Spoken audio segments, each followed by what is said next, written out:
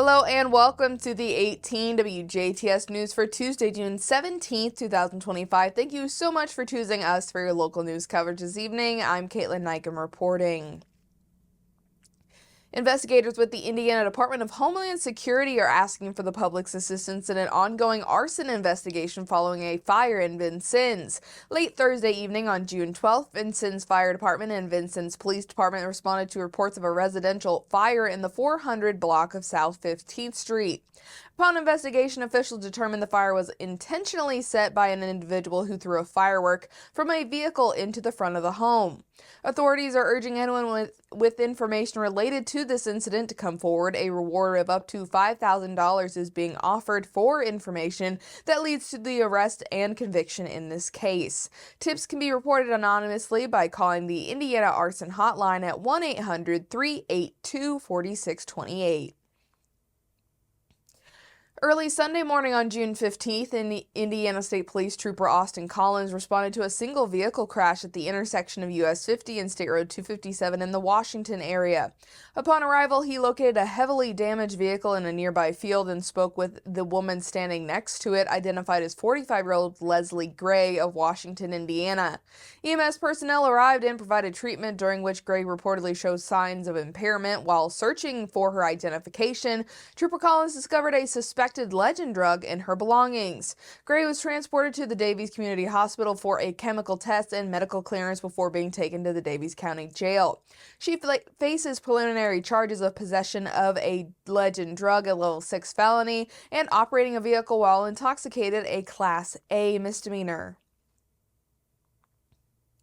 Early Saturday morning on June 14th, Indiana State Police Trooper Austin Collins initiated a traffic stop on West National Highway in Washington after observing a vehicle with an improper headlight and no taillights. The driver was identified as 35-year-old Bronzella Morris of Washington, Indiana, and was showing signs of impairment. Morris was taken to Davies Community Hospital for a chemical test. Following the result, she was arrested and transported to the Davies County Jail, where she is being held on bond. She faces a preliminary charge of operating a vehicle while intoxicated, a Class A misdemeanor. Two supervisors with the Evansville Police Department are facing serious charges following a fraud investigation into their off-duty work. Lieutenant Stacy Shirley and Sergeant Bill Shirley were each charged on June 16th with corrupt business influence, official misconduct, and multiple counts of fraud. The investigation began in May after concerns were raised about the couple's off-duty security jobs with the Evansville Housing Authority. Bill Shirley, who scheduled officers for the Evansville Housing Authority detail, allegedly reported hours he didn't work, including some while on duty for EPD. Investigators say that Stacy also reported unworked hours, with GPS and phone data confirming both falsified records. A separate review of their off-duty work at Dillard's found Bill often clocked Stacy in while she was already on duty at the police department. Surveillance video and pay records back up these claims.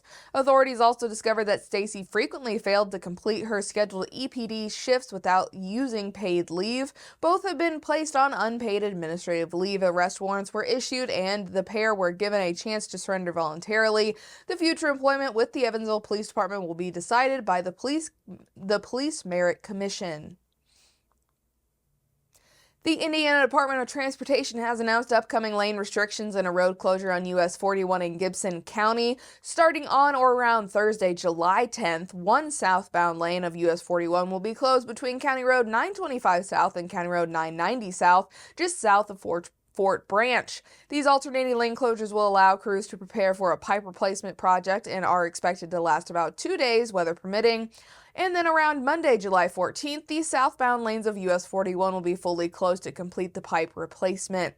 That phase of the project is expected to take approximately 1 week. The official detour will follow State Road 168 to I-69 to State Road 68.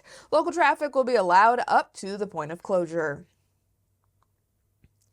Building Community 2025 will host Race Relations Community Discussion, the third event in their Teach-Ins 2025 series, facilitated by Building Community 2025 members on Thursday, June 19th, or Juneteenth, a federal holiday, from 6:30 to 8:30 p.m. Eastern at the St. Benedict's Brew Works in Ferdinand. Local musician Chris Lasher will perform from 6 to 6:30 p.m.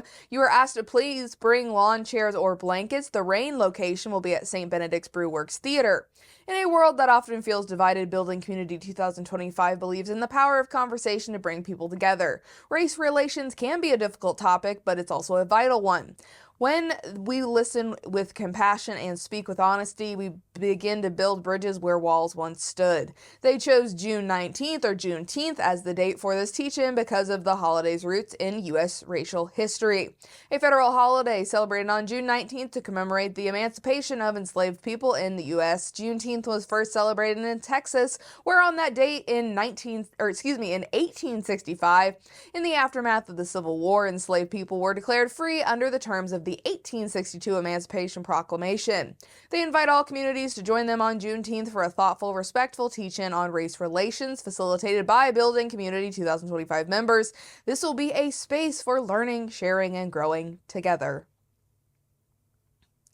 And Actors Community Theater has announced the creation of the new Actors Community Theater Endowment, developed in partnership with the Du Bois County Community Foundation. This fund is designed to provide lasting financial support for the nonprofit's theater productions, educational programs, youth initiatives, and community engagement efforts.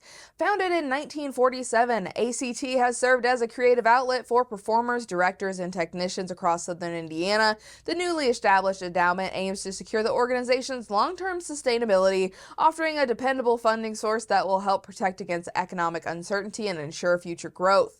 Donations to the endowment can be made as a one-time or recurring gifts through the secure portal on the Du Bois County Community Foundation's website.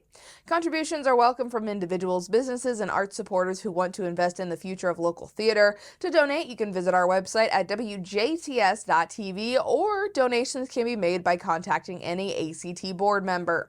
ACT is also preparing for its summer production of Mary Poppins the Musical, set to run July 24th through the 27th at the Jasper Arts Center.